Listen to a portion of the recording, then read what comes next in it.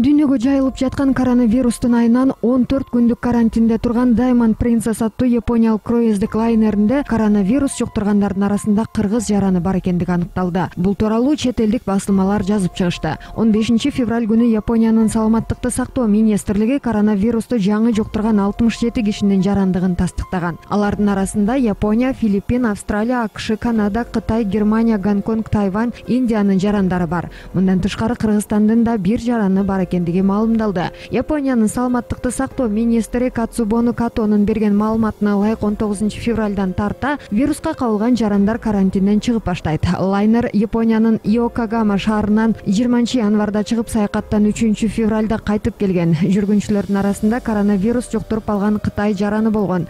Ал кемеден 25 январда Гонконгдон түшкөн. Бардыгы болуп 50дөй өлкөнүн 3700гө жакын жараны бар. Кыргыз өлкөсүнүн тышкы иштер министрлиги коронавирус жуктуруп алган деген кыргыз жаранынын абалы канааттандырарлык экенин билдирди. Япониянын компетенттүү органдарынын берген маалыматына ылайык кыргыз жаранынын абалы канааттандырарлык. Температурасы жок, дары-дармектер менен дарылоо жүргүзүлгөн жок. Бейтап атайын көзөмөлгө алынды. Кыргыз жаранынын айтуусунда ал өзүн жакшы сезип жатат деп айтылат маалыматта.